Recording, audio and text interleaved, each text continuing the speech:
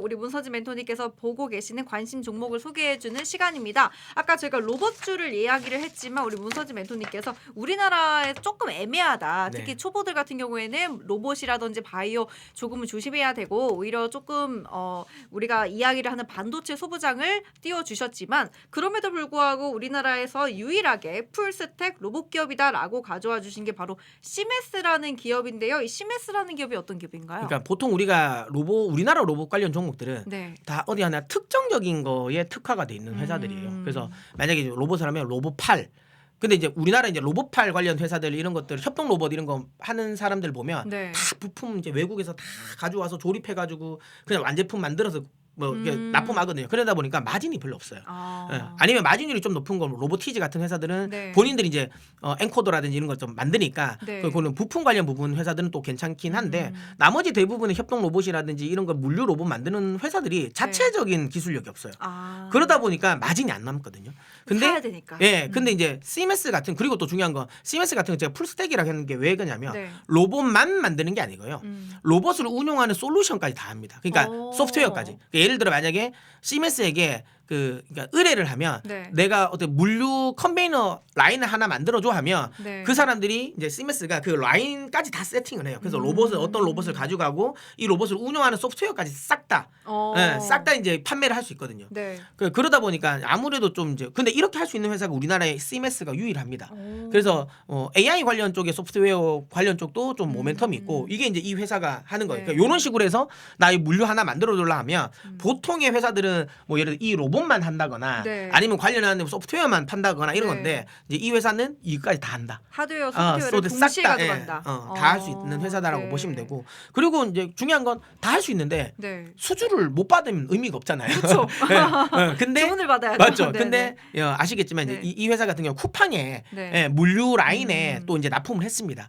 그러면서 이제 일단 파일럿 라인이긴 한데 쿠팡에서 만약에 이게 좀 이제 성과가 괜찮다면 네. 자, 그럼 추가적으로 더 많이 이 수주를 받을 가능성이 높다라는 거고 네. 물류 로봇 자체가 일단 기본적으로 로봇이 협동 로봇이 제일 먼저 이렇게 적용되는 게 물류 쪽입니다. 네. 예, 아무래도 우리가 뭐 인력이 제일 많이 들어가는 거잖아요. 상하차 그리고 이 좀 단순 노동이다 보니까 로봇이 대체하기 가장 빠른 그러다 보니까 요 물류 로봇 시장 자체가 또 빨리 커진다라는 점. 그리고 쿠팡이 어쨌든 납품이 됐다라는 건 나머지 뭐 아마존이라든지 이런 쪽으로도 납품할 수 있는 기회가 또 열려 있다라는 거를 또 생각한다면 네. 예, 확실하게 지금 이 시메스 같은 경우는 추가 수주에 대한 기대치도 있지 않을까라는 네. 생각을 해서 들어왔고 그다음에 개인 투자자들 입장에서도 뭐 이거 주가 차트를 보시면 아시겠지만 다른 이런 로봇주들 대비해서 그러니까 주가 과열이 좀 없어요. 그러니까 한번 급등했다가 좀 꽤 오랫동안 옆으로 횡보하고 있는 모습이거든요. 네. 그래서 주식 자체도 주가 혹시라도 요거 한번 네. 보시는 것처럼 이 로보티즈 같은 회사인데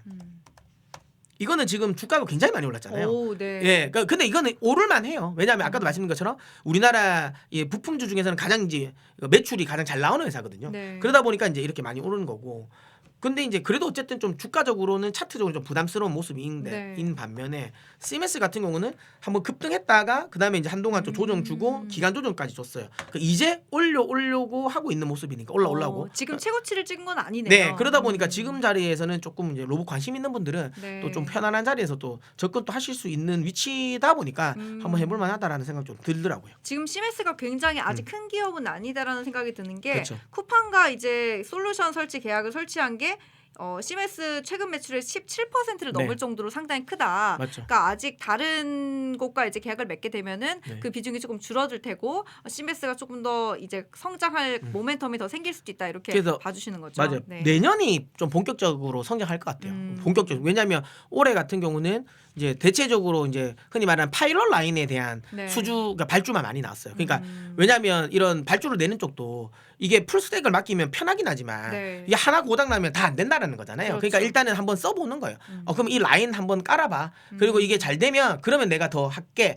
그런 식으로 해서 올해 같은 경우는 대체적으로 다 파일럿 라인에 대한 수주가 많았던 거고 이제 여기에 대한 성과가 나오겠죠. 한 1년 정도 돌려봤는데 나쁘지 않다 성과가 그렇게 된다면 이제 많이 나오는 거고 또 특히 시메스 같은 경우는 우리 공항이 있지 않습니까? 공항. 네.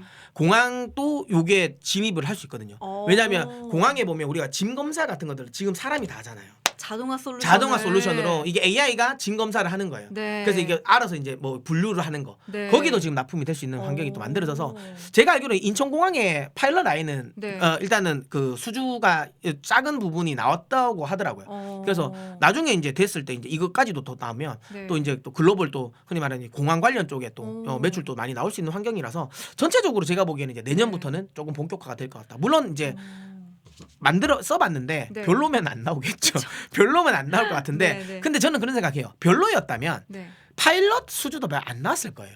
왜냐하면 어느 정도 성능이 되니까 왜냐하면 기업들이 바보가 아니잖아요. 그쵸. 여기 써봤는데 저기 썼는데 그러면 물어보겠죠. 어땠냐는 정도는 물어보지 않을까요? 예, 그런 식으로 해서 그래도 평이 나쁘지 않았기 때문에 제가 보기 그는 파일럿 수주라도 많이 나왔다고 생각합니다. 그래서 결과물을 이제 이제 오히려 내년에 본격적으로 수주가 나올 흐름이 나올 수 있으니까 지금 구간 자리에서는 오히려 접근 가능하지 않을까 싶습니다. 사실 이 물류 로봇 자동화라는 거는 어디에서든 다 사용할 수 있는 네. 그런 자동화고 또 변경을 하면은 또 다른 방식으로도 많이 사용이 될 수가 있는데 요즘에 또 스마트 팩토리가 많이 나오고 있잖아요. 맞죠. 그래서 네. 다양한 방면으로 많이 발전을 할 수 있을 것 같다 이런 생각이 들면서 이 시메스는 멘토님께서 처음 소개해 주시는 기업이라서 맞아요. 아마 시청자분들께서 조금 생소하신 부분도 있을 텐데 우리 현숙김님께서 그런데 왜 이렇게 안 갈까요?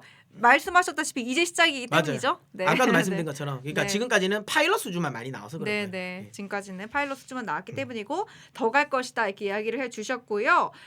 지금 CMS 말고 두 번째로 소개해주실 기업이 바로 ENF 테크놀리지입니다. 네. ENF 테크놀리지 아까 반도체 소부장 조금 지켜보면 좋을 것 네. 같다라고 하셨는데 ENF 테크놀로지는 그 중에서도 반도체 소재 네. 관련된 기업이고 지금 매출을 발표를 했는데 2025년 3분기 실적 발표 결과 매출도 좋았고 또 영업이익도 네. 좋았다라고 합니다. 관련 내용 조금 알려주시죠. 일단 ENF 테크놀로지 같은 경우는 네. 이제 반도체 특수가스 특수 용액을 생산하는 회사입니다. 네. 대표적으로 우리나라의 이제 ENF 테크놀로지와 같은 이제 이 경쟁 관계에 있는 회사가 솔브레인이거든요. 솔브레인. 예, 솔브레인이랑 네. 이제 같이 이제 같은 이제 식가액 그다음에 네. 박리액 뭐 이런 것들을 하는 회사인데 이게 결국은 그거예요. 최근 들어서 이제 실적이 이렇게 좋아진 이유는 네. 그겁니다. 그러니까 지금까지 2024년에도 반도체 메모리 가격은 올랐어요. 네. 그럼에도 불구하고 얘들이 실적이 그렇게까지는 안 좋았거든요. 왜냐하면 이 사이클이 2024년 사이클은 네. 공급은 늘지 않았어요. 수요가 그러니까 수요는 많이 안 늘었는데 네. 공급이 줄었거든요. 그러면서 가격이 올라간 거예요. 이거는 메모리를 판매하는 회사에게는 이득이지만 그러니까 소재라든지 부품을 납품하는 회사 입장에서는 그렇게 큰 수혜는 아니에요. 그러네요. 물론 마진은 올라가지만 실제로 판매가 많이 안 되니까. 그렇죠. 그래서 아주 큰 이득은 아니거든요. 근데 지금 사이클은 공급이 늘어요. 공급이 늘어남에도 불구하고 수요가 너무 폭발적이기 때문에 쇼티지인 거예요. 그러면 실질적으로 증설이 들어가고 네. 실질적으로 메모리 출하량이 늘어나요. 시장 입장에서는 꽤 괜찮은. 엄청 네. 괜찮은 시장인 네. 거죠. 그러다 보니까 이런 소재가 더 많이 들어가는 거죠. 그리고 가격도 올라가니까 네. 아무래도 이제 영업 마진율도 높아지는 거예요. 그러니까 이런 지금 환경에 놓여 있다라고 보시면 되고요. 네. 특히 ENF 테크놀로지 같은 경우가 이제 디램이라든지 낸드 쪽인데 식각이라든지 박리액 쪽에 이제 모멘텀이 큰데 네. 결국은 그 특히 이제 낸드 같은 경우가 단수가 높아지거든요. 그러니까 낸드가 이제 뭐 최근 들어 한 300단까지 그러니까 단수 쌓아 나간다는 거예요. 그러니까 네, 이게 네. 쉽게 말하면 메모리가 두께가 두꺼워진다는 거예요. 그러니까 많이 올릴수록 깎아야 될 게 많지 않겠습니까? 네, 그러면 거기에 들어가는 용액이 더 많이 들어가겠죠. 아. 네, 그렇게 생각하시면 돼요. 쉽게 네. 생각하면. 네. 그러다 보니까 단수가 높아지기 때문에 그만큼 더 많은 용액이 들어간다라는 거고. 오. 네, 그다음에 이제 지금 특히 또 이제 이 디램 같은 경우도 예전에는 네. 그 디램 같은 경우가 이제 그러니까 최근 들어 원C 공정으로 넘어가면서 네. 디램 또 10나노 미만으로 이제 이 흔히 말하는 그 미세화 공정이 떨어졌거든요. 굉장히 네. 낮아졌거든요. 굉장히 미세화가 됐단 말이죠. 네. 그런 공정에서 들어간다면 결국 이제 EUV 공정이 들어가는데 그러면 거기에 들어가는 이제 포토레지스트라든지 이런 거 흔히 말하는 이런 용액들이 강가액들이 많이 들어가요. 네. 감광액이 많이 들어간다는 네, 건 네. 나중에 그걸 벗겨내야 되는 박리액도 많이 들어간다는 소리거든요. 그러니까 그걸 이제 ENF 테크놀로지가 만드니까 확실하게 이래저래 해서 그러니까 지금 그 메모리 시장에 이런 이 호황을 제대로 누릴 수 있는 환경이 만들어졌다라고 보시면 되고요. 온도 하고 오프도 하고 네, 다 하는 거고. 다 합니다. 그리고 정말 말씀 주신 대로 공급이 늘었는데 수요는 더 늘어나고 네. 그리고 지금 말씀 주신 것처럼 반도체는 점점 두꺼워지고 네. 칠할 건 많아지고 네, 맞아요. 맞습니다. 그러니까 산업적으로도 봐도 좋고 그리고 네. 기본적인 반도체 그 특성으로만 봤을 때도 굉장히 좋은 거다. 맞아요. 점점 칠할 게 없어지는 게 아니라 점점 칠할 게 많아지죠. 많아진다. 예, 깎아야 내야 될 게 많아지고 네.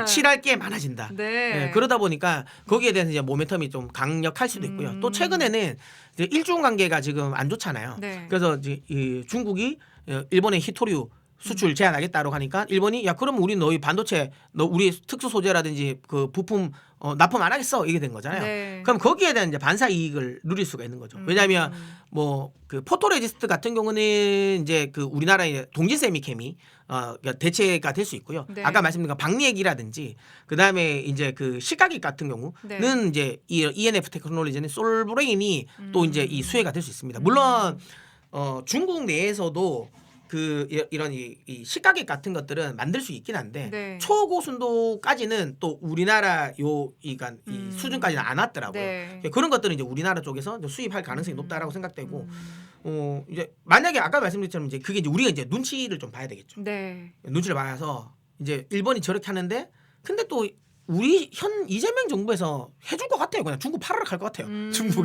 중국에게 팔지 마라 안 할 것 같아요. 네, 네. 그러니까 일본 눈치 본다고 팔지 마 안 할 것 같아요. 그냥 팔라 할 것 같아요. 그래서 그런 거 생각한다면 중국 쪽에 또 매출이 또 늘어날 수 있는 환경이 또 만들어졌다는 거고 저는 그런 생각해요. 일본이 예전에 그러니까 일본이랑 중국이 예전에도 한번 붙었거든요. 이런 식으로. 네. 옛날에 센카쿠 열도 네. 그 이슈 때문에 네. 아베 때 네. 똑같았어요. 그래서 중국이 그때 당시도 일본에게 그 뭐죠? 그러니까 히토류 수출 금지, 특히 리튬에 대한 수출을 금지했어요. 네. 근데 그때 당시 일본이 그러니까 너희 뭐 안 팔아? 그러면 우리가 알아서 할게 해서 그때 당시 일본이 염호에서 리튬을 추출하는 기술을 개발해 버렸어요. 그래서 네. 중국이 별로 효과를 못 보긴 했어요. 근데 지금은 그러니까 중국 같은 경우는 지금 일본 그러니까 우리나라만큼 한한령을 해서 이득 보기는 어려울 거예요. 왜냐하면 일본도 굉장히 큰 아킬레스건을 가지고 있거든요. 네. 지금 중국이 AI 패권을 장악하기 위해서 어쨌든 반도체 굴기를 하잖아요. 네. 근데 이제 미국에서는 어차피 수출을 못 해요. 뭐 그러니까 첨단 부품 소재 안 되거든요. 일본에서 조금씩 한단 말이에요. 네. 근데 중요한 건 이번에 일본이 안 해주면 할 수 있는 게 없어요. 그러니까 특수 소재는 대부분 일본이 다 가지고 있어요. 다 대부분 다 가지고 있고 그 다음에 그 반도체 장비들은 네. 미국 아니면 일본이에요.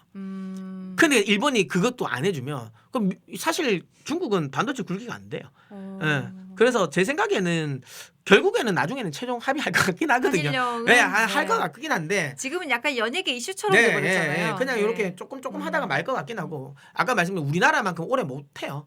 예, 그 중국이 워낙 그 일본에게 발목이 잡힌 게 많아가지고 그래서 안 될 것 같고. 근데 어쨌든 그 틈 그 짧은 시간이라도 어쨌든 네. 우리나라 소부장 기업들이 제가 보기엔 조금 치고 들어올 수 있는 환경은 만들어지는 것 같아요. 확실히 이런 세부적인 기술 같은 경우에는 우리나라랑 일본이 계속해서 좀 잡고 있는 것 같은 그런 느낌이 드는데 맞아요. 그러면 간단하게 저희 다음 넘어가기 전에 솔브레인이랑 그리고 지금 말씀 주신 ENF 테크놀로지 이 두 가지가 지금 현재 모먼트는 어떤지 한번 볼 네. 수 있을까요? 그러니까 네. 그 ENF 테크놀로지의 이 차트이고요. 네. 그다음에 이제 솔브레인의 차트입니다. 보시는 것처럼 음. 이제 최근에 ENF 테크놀로지가 먼저 올라갔어요. 네. 먼저 올라갔다가 이제 최근에 좀 조정을 주면서 같이 조정 줬고 다만 이제 먼저 지금 치고 올라가는 솔브레인. 솔브레인이 아무래도 삼성전자 쪽에 매출 비중이 훨씬 더 높아요. 네. 네, 그러다 보니까 솔브레인이 일단 1차 벤더입니다. 아니 물론 뭐 ENFT는 1차 벤더긴 네, 한데 네. 솔브레인이 물량이 더 많아요. 지금 현재 예, 그래서 그러다 보니까 이제 특히 뭐 TPU 관련 쪽의 모멘텀 또 솔브레인을 같이 가져가거든요. 네, 그러다 네. 보니까 이제 좀 반등이 주는 거고. 근데 중요한 게 ENF 테크놀로지는 어쨌든 그 전에 먼저 올라갔어요. 보시는 거죠. 그러네요. 예, 솔브레인이 안 올라갈 때 먼저 올라갔고 최근에 많이 빠졌지만 결국 이때 올라갔던 포텐이 흔히 말하는 그러니까 없어진 게 아니거든요. 네, 네. 남아 있다라고 보면 결국은 다시 한번 올라갈 여지는 있다라고 생각돼서 네. ENF 테크놀로지도 관심 있게 한번 네. 보셨으면 좋겠습니다. 멘토님 골라주신 이유가 한번 올랐던 그 모멘텀이 있었고 지금 조정이 막 끝난 그런 상태라는 네. 거. 그러면은 예전에 추천해주신 TCK는 어떤지 우리 고양이님 물어보시네요. TCK도 동일합니다. 아까도 말씀드린 것처럼 네. 결국은 TCK도 실리콘 카바이드 링을 판매하는 거니까 그것도 네. 이제 소모품이거든요. 그럼 아까 말씀드린 것처럼 결국은 이제 반도체가 많이 출하되면 많이 출하될수록 네. 결국 실리콘 카바이드 링의 또 매출도 늘어날 수밖에 없어요. 그래서 여전히 긍정적으로 저는 본다. 이렇게 됩니다. 네, 좋습니다. 자, 그럼 저 이제 해외 주식 보도록 하겠습니다. 해외 주식으로 골라주신 거는요. 조금 우리 시청자분들께서 좀 생소하신 그런 기업도 있을 것 같아요. 첫 번째 기업 로빈후드입니다. 로빈후드 지금 압도적인 영업이익을 자랑하고 있다 이렇게 써주셨는데 이 로빈후드가 지금 예측 시장으로 사업을 확장했다라는 네. 기사를 제가 봤거든요. 맞습니다. 그래서 예측 시장이 뭔지 제가 먼저 설명을 드릴게요. 예측 시장이라는 것은 이 스포츠 결과 예측부터 시작을 해가지고 대통령 선거 예측까지 모든 것을 두고 결과에 베팅하는 그런 플랫폼을 예측 시장이다라고 하는데 이 예측 시장으로 한 이후로부터 로빈후드가 상당히 오르고 있다. 특히 지금 진격의 로빈후드라고 해가지고 이 기사에서는 11%까지 올랐다라고 하는데 요즘에는 어떤가요? 요즘에 최근에 좀 조정을 줬어요. 아니면 아무래도 이제 뉴욕 증시가 좀 조정을 주다 보니까 그리고 네. 여기가 로빈훗 같은 경우가 그 코인도 많이 거래를 하거든요. 네. 그러다 보니까 코인 가격이 빠지면서도 좀 영향을 줬어요. 아, 지금 코인이 내리고 있기 때문에. 네, 그래서 아무래도 거래가 좀 줄을 수 있다라는 거. 네. 그 참고로 근데 로빈훗의 수익 구조는 조금 네. 특이하긴 합니다. 왜냐하면 로빈훗이 그러니까 미국 내의 리테일 사업의 1등 회사거든요. 네. 그러니까 우리로 따지면 키움증권 같은 회사예요. 오. 네, 키움증권. 그래서 네. 근데 중요한 건 수수료를 안 받아요. 그럼 어떻게 돈을? 그러니까 어떻게 돈 버냐 네, 네. 궁금하시잖아요. 네. 수수료를 안 받는데 네. 수수료를 안 받는 대신 네. 이제 로빈훗이 강점이 미국 같은 경우는 주식 옵션 선물 시장이 굉장히 활성화됐어요. 파생 시장이. 그러다 보니까 거기에 이제 레버리지를 더 태우기 위해서 네. 대출을 많이 합니다. 그래서 주식 담보 대출 네. 아니면 옵션에 들어가는 대출. 그래서 오. 대출 이자 놀이를 많이 해요. 그게 주수입입니다. 그러니까 일단 많은 사람들을 불러들여놔요. 네. 많이 불러들이고 빨리 많이 네. 매매해서 돈 빨리 많이 빌려가. 그 약간 유튜브가 돈 버는 것 같은데요. 사람들은 공짜로 보는데 맞아요. 광고로 수익을. 예, 그런 거죠. 약간, 예, 너 빨리 많이 들어와. 네, 그리고 네. 많이 매매 많이 해. 돈 없어? 우리 돈 빌려줄게. 와. 예, 그렇게 말합니다. 그렇게 네. 많이 하고 최근 들어가지고는 아까 말한 예측 시장 이게 원래 폴리마켓이 많이 했는데 네. 그러니까 폴리마켓 같은 거 보면 뭐 남의 나라 대통령 우리 이번에 폴리마켓 같은 거는 뭐 계엄 관련 이슈도 막 있었어요. 네. 그래서 뭐 윤석열 대통령이 탄핵되냐 마냐 이것도 뭐 돈 거는 애들이거든요. 그러니까 그런 시장을 열려고 하는 거예요. 그러니까 그 시장이 생각보다 큽니다. 네. 그러다 보니까 이제 그 시장까지도 이제 열려고 하는 거고 이게 어쨌든 그 드래프트라는 회사가 네. 이쪽 관련해서 좀 이제 좀 폴리마켓이나 드래프트라는 회사가 좀 큰 회사긴 하거든요. 근데 그 뭐죠? 그러니까 그 대신 그러니까 로빈훗 같은 경우는 네. 기존에 있는 유저들이 크잖아요. 그렇죠. 그러니까 이제 여기에서 그 흔히 말하는 HTS 안에 네. 프로그램에 하나만 더 넣으면 되거든요. 아. 그럼 거래하기가 훨씬 더 편한 거예요. 네. 예를 들어 폴리마켓이나 이런 데 거래하려면 또 그 사이트에 가서 다시 해야 되는데 여기는 그 자기 자산 안에 있으니까 그냥 같은 컴퓨터 그러니까 플랫폼 안에 있으니까 훨씬 더 하기가 편한 거죠. 그래서 이쪽 시장도 굉장히 커질 가능성이 높다라고 생각되고 최근 들어서는 이것도 있고 또 하나는 비상장 주식을 네. 얘들이 거래할 수 있게 하는 거거든요. 그러니까 스페이스X나 이런 회사들. 네. 그럼 우리가 생각하면 아니 스페이스X가 비상장인데 어떻게 거래가 되지? 네. 비상장에서 주식을 떼오나 아니에요. 네. 상상의 주식을 가져옵니다. 상상의 주식이요? 상상. 그러니까 이 정도 될 거야 하는 그런 건가요? 그냥 네. 스페이스X라는 상상의 주식. 오. 네, 그걸 그냥 가상의 계약을 거래를 해요. 그걸로 이제 돈을 버는 돈을 자기들끼리 그때 사실 약간 도박 같은 거예요. 실제로는 없어요. 그러니까 그게 예를 들어 스페이스X가 상장되고 나서 뭐 흔히 말하는 나중에 뭐 주식으로 바꿔주고는 네. 없어요. 그냥 그런 것도 없고 그냥 투자자들끼리. 내가 보기엔 얼마 정도 할 것 같아. 네, 맞아요. 이걸로 실제로 이제 돈을 파는. 그러니까 약간 게임처럼. 맞아요. 어. 이게 스페이스X야. 그 예를 들어 이건 그냥 10,000원이야 시작. 그다음부터 가는 거예요. 그래서 근데 키우는 맛은 있겠네요. 근데 그걸 실제로 돈으로 하니까. 근데 이런 거 생각하는 게 참 대단한 거죠. 우리나라 가면 절대로 안 열어주는데. 그러니까 참 돈 버는 방식은 네. 대단한 게 많네요. 맞죠. 네. 그러니까 지금 그러니까 압도적으로 네. 영업이익률이 높은 거예요. 그런 시장 자체가 뭐가 열어주니까. 나올 게 없잖아요. 네. 아무것도 들 게 없는데. 네. 그럼 뭐 지수를 막 가져올 수 있는 지수 사는 비용도 없어요. 네. 그래 근데 그거는 지금 제가 알고로는 최근에는 서비스가 안 될 수도 있다고 생각해요. 왜냐하면 스페이스X나 이런 회사들이 네. 그거 못하게 하긴 해요. 못하게 왜 너희가 아무것도 없는데 너희 그걸 하냐는 게 있어가지고 안 될 것 같긴 한데 아무튼 그만큼 좀 돈이 되는 건 다 하려고 해요. 그러니까 스페이스X라는 회사에 어떠한 이득을 주는 그런 건 아니고 아니에요. 자기들끼리 그냥 그냥 어떻게 보면 알아서 그냥 거래하는 거예요. 돈놀이를 하는 거예요. 네, 알아서 거래하는 거예요. 네. 아. 그 쉽게 말하면 이런 거야. 그냥 예를 들어 아유라는 네. 건데 내가 아유라는 사람을 네. 그냥 네. 흔히 말하는 아이디 그러니까 그냥 IP만 그냥 돈으로 자기들끼리 오. 그게 나중에 아유가 아무 돈을 받는 것도 아니에요. 아무것도 없어요. 그러네요. 그냥 그 하나만 쓰는 거예요. 그러니까 저작권처럼 네, 약간 그런 예민하게 거예요. 반응할 수 네, 있겠네요. 그래서. 근데 이제 그게 또 거래가 된다는 게 신기한 거죠. 네. 그러니까 아무튼 그래서 돈 되는 건 다 한다. 돈 되는 건 돈 다 되는 건 다 안다. 안다. 이렇게 보면 뭐 그래서 그리고 아까도 이걸 이야기 드리는 이유가 네. 올해보다는 내년에 대한 기대감. 아까 오. 이야기된 것처럼 내년에 돈이 엄청나게 많이 풀릴 거고 음. 주식 시장이 많이 강세장이 나온다면 음. 결국은 강세장이 나오면 증권주가 갈 수밖에 없는 거고 네. 그런 강세장에서는 개인 투자자들의 참여가 많다라는 거고 개인 투자자들의 참여가 많다라는 건 또 로빈훗에 또 이제 흔히 말하는 이제 주가에 그러니까 영업에 긍정적인 영향을 미친다라는 거. 그렇기 때문에 이제 로빈훗. 근데 로빈훗이 최근에는 좀 주가가 좀 조정을 줄 수 있는 게 네. 코인 시장이 떨어지다 보니까 아. 코인은 또 민감하긴 하거든요. 그래서 좀 조정이 나올 수 있을 것 같긴 한데 오히려 그렇게 조정을 주면 저는 네. 오히려 좀 매수의 기회가 아닐까라는 생각이 좀 듭니다. 아까 말씀해 주셨다시피 이게 마이크로 스트래티지가 코인이랑 같이 빠지는 네. 것처럼 로빈후드도 물론 네. 코인만 하는 곳은 아니기 때문에 그렇죠. 그만큼의 여파는 맞죠. 없겠지만 그래도 있을 것이다. 근데 아까 이 이야기를 해주셨잖아요. 비트코인이 이제 8만 불에서 네. 약간 이제 살 모멘텀이 나오는 것처럼 로빈후드도 오히려 지금 기회일 수도 네, 있다. 오히려 빠지면 기회다. 네, 이런 부분들. 그리고 로빈후드는 좀 다양하게 시장을 확장하고 있는 상황이기 때문에 더 지켜봐주고 계신 것 같고요. 두 번째로 지금 소개해 주실 게 바로 블룸 에너지입니다. 네, 제가 굉장히 좋아하는 종목이고 아 진짜요? 네, 이거 진짜 거의 여기 그러니까 제 방송을 자주 보신 분은 아실 거예요. 네. 귀에 딱지가 않도록 제가 자 들어보신 분 있으시면 네, 댓글 좀 달아주세요. 틈만 나면 네. 제가 이야기하는 조금만 네. 빠지면 제가 틈만 나면 이야기하는 종목인데 엄청나게 그러니까 저는 기대치가 높은 회사라고 봅니다. 뭐냐면 이제 SOFC라고 해서 수소연료전지인데 네. 이게 이제 그러니까 흔히 말하는 그 수소연료로 발전소를 하는 회사라고 보시면 되거든요. 네. 근데 이게 왜 각광을 받을 수밖에 없냐면 우리가 그 AI 관련할 때 사티아 나델라도 그런 이야기 했잖아요. 지금은 칩이 모자라는 게 아니라 네. 칩을 꽂을 데가 없다. 아. 데이터 센터가 없어서. 네. 데이터 센터가 왜 없냐? 전력망을 못 붙인다는 거예요. 전기가 모자란다. 네. 그러니까 그러다 보니까 지금 전기를 굉장히 많이 이제 생산을 하려고 하잖아요. 미국도. 근데 거기서 그래서 원전 뭐 이런 것들 많이 지으려 하는데 실제로 원전은 대형 원전 같은 경우는 지으면 평균적으로 미국 같은 건 한 10년 걸립니다. 그다음에 SMR도 상용화가 되려면 아직까지는 2030년까지 기다려야 돼요. 빨라도 2028년이거든요.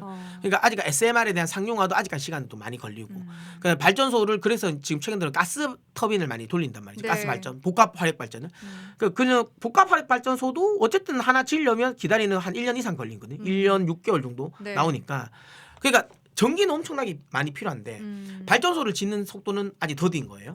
자, 그다음에 또 하나. 발전소 짓는 건 또 어떻게 지었다 치더라도 네. 이걸 전기를 끌어와야 되잖아요. 그렇죠. 그럼 그 그리드를 연결하는 상황에서도 또 시간이 엄청나게 많이 걸리는 거예요. 아. 그러다 보니까 지금 당장 그리고 또 데이터 센터라는 것도 네. 아주 외곽지에 있을 수도 있지만 네. 도심 지역에 있을 수도 있잖아요. 그렇죠. 그러면 그 예를 도심 지역에 있으려면 뭐 전기를 끌어오려면 엄청나게 많은 전기를 그러니까 흔히 말하면 송전탑을 많이 지어야 되는 거고 네, 네. 그 비용도 많아지는 거고 또 최근 들어서는 미국 국민들도 이걸 알아요. 데이터 센터가 전기를 많이 먹는다는 걸 압니다. 아. 그러다 보니까 데이터 센터가 들어오면 싫어요. 왜냐하면 미국 같은 경우는 이제 주마다 그러니까 민간 기업들이 전기를 공급하다 보니까 네. 그 지역에 예를 들어 전기 사용량이 많으면 그 지역이 전체 전기료가 올라가요. 그러다 보니까 이게 데이터 센터가 지어지는 걸 반대를 많이 해요.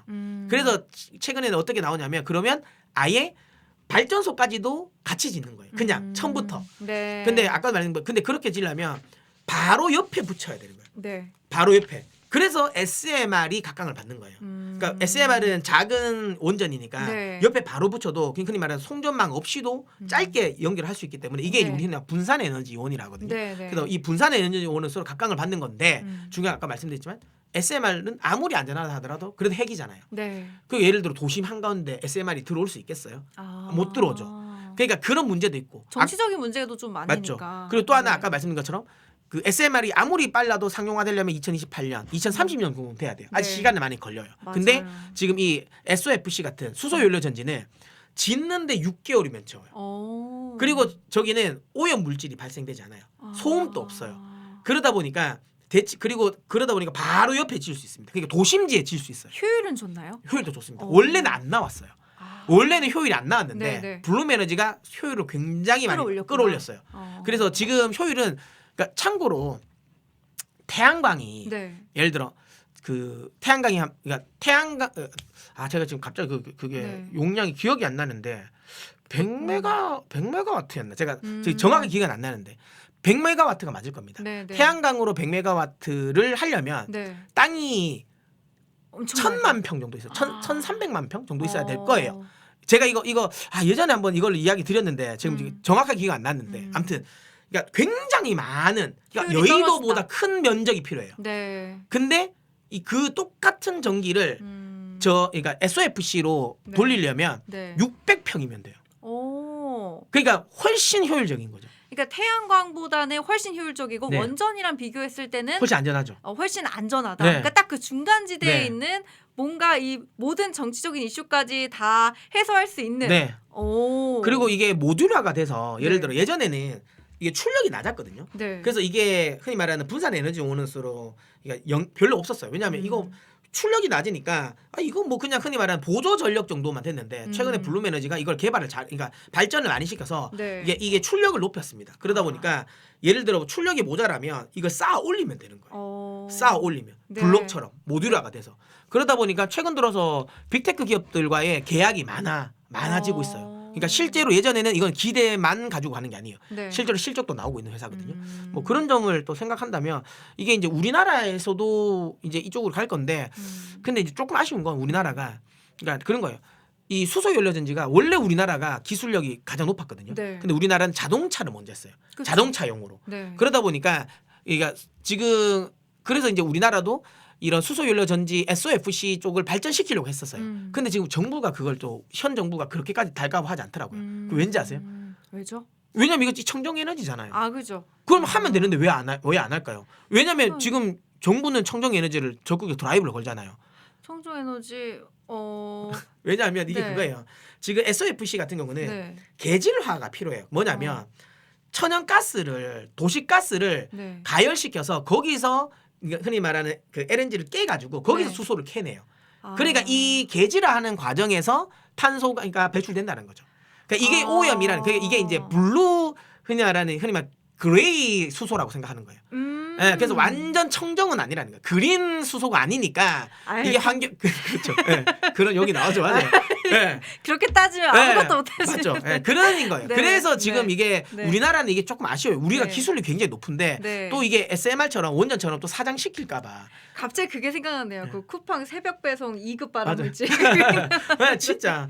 그러니까 왜냐하면 근데 이게 블룸에너지가 미국 지금 현재 트럼프 대통령의 네. 정책과도 잘 맞습니다. 왜냐하면 미국 트럼프 대통령은 천연가스를 셰일가스를 많이 쓰려고 하잖아요. 네, 네. 이게 아까 말씀드린 것처럼 셰일가스 많이 쓰거든요. 어. 그러다 보니까 거기에도 좀 잘 맞는 회사라고 보니까 그리고 아까 말씀드린 것처럼 우리나라나 미국 같은 경우도 도심에 가면 결국은 가스 라인은 파이프 라인은 잘 구축돼 있어요. 그래서 네. 특별하게 뭔가 인프라 구축할 때 많은 비용이 들지 않아요. 그래서 이런 것들이 굉장히 다 좋아요. 네. 영향이. 그러니까 사실은 제가 정말 대학교 때부터 정말 귀에 피떡이 않도록 들었던 이야기가 에너지사 정책 관련해 가지고 이제 ESG 네. 지속 가능한 발전 맞아요. 이런 얘기를 뭐 사실 대학생이라면은 다 배울 수밖에 네. 없고 이런 거 관련해 가지고 주식도 그때 상당히 많이 올랐고 또 특히 ESG를 안 하는 기업은 사장되는 듯한 그런 맞죠. 분위기도 있었는데 다시 요즘 최근 들어 가지고 원전 얘기가 나오기 네. 시작을 하고 왜냐면 AI 센터를 맞죠. 감당할 수가 없으니까 ESG 네. 열심히 한 나라가 다 네. 망했잖아요.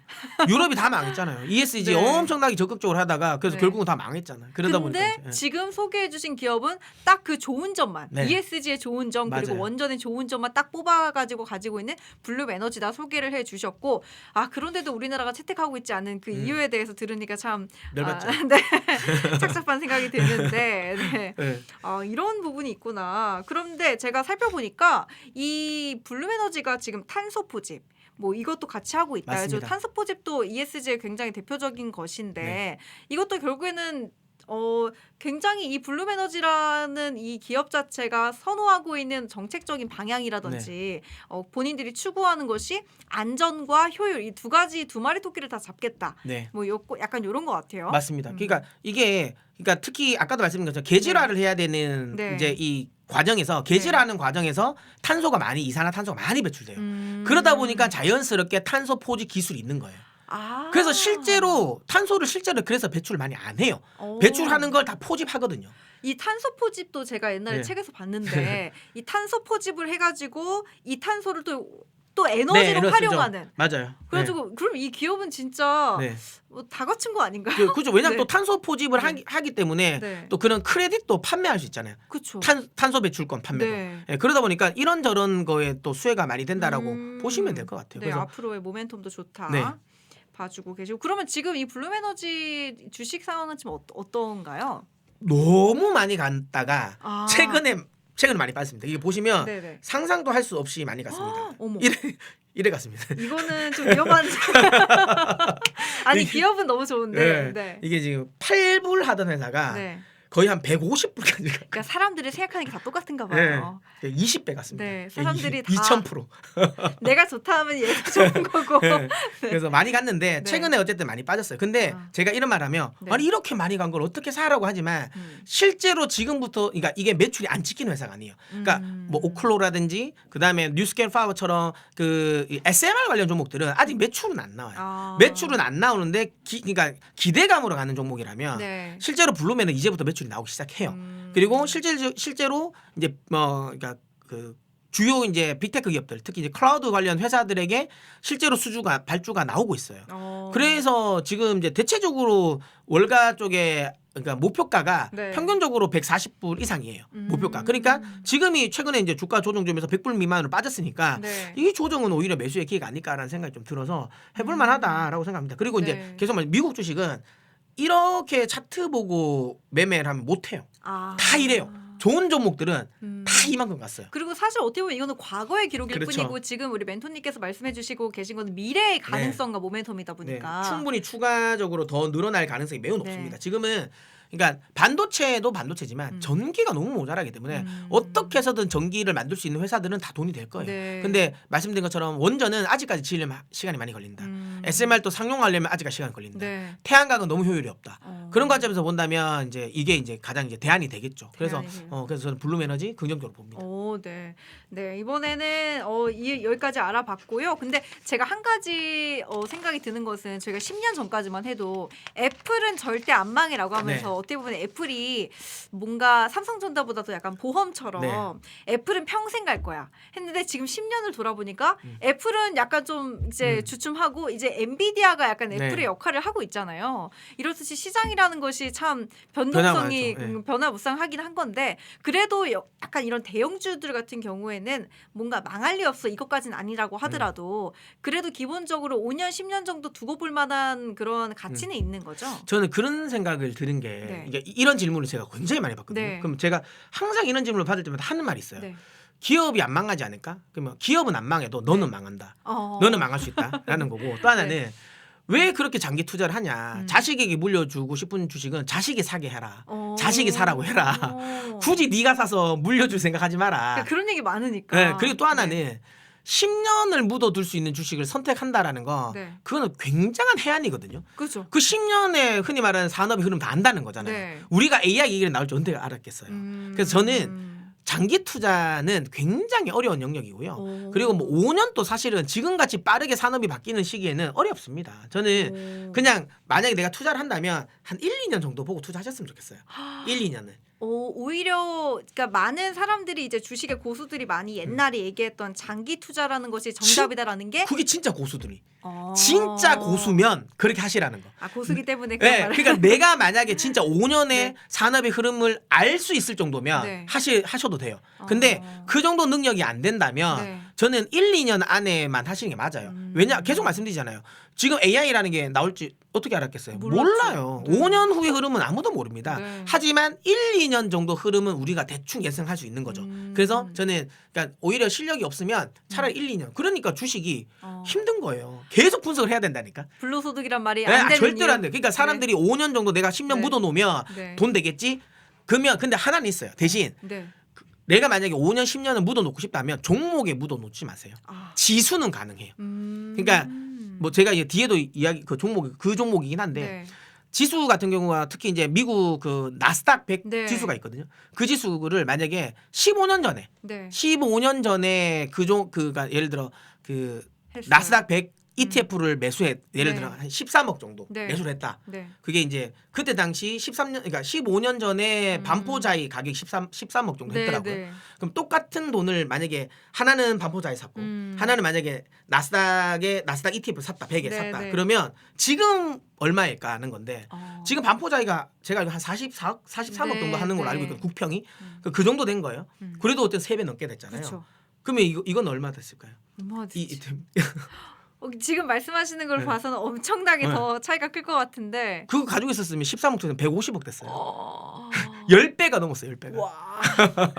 아, 그러니까 그런 식으로 장기 투자를 할 거면 네. 종목이 아니에요. 왜? 지수. 왜냐면 어쨌든 시장은 가니까. 종목이 교체는 되더라도 그 지수는 가잖아요. 예를 들어 분산 투자를 왜? 이렇게 그러니까 해보는- 왜냐하면 애플이라는 회사가 망해도 그 1위 자리를 내려와도 그 자리는 다른 데가 엔비디아나 다른 채우잖아요. 아, 그러면서 올라가잖아요. 그러니까 지수를 장기 투자하세요. 주식 자체가 망하지 않는 한 네. 그러니까 주식 그러니까 우리나라 그러니까 전 세계 네. 자본주의가 망하지 않는 한 주식은 우상향합니다. 아, 그리고 특히 미국 주식은 네. 예, 우상향하니까 내가 장기 투자를 하고 싶다. 10년 그럴 거면 지수에 투자하세요.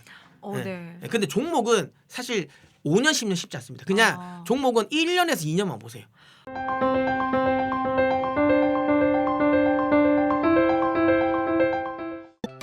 다른 영상도 즐기시려면 구독 버튼을 꼭 눌러주세요.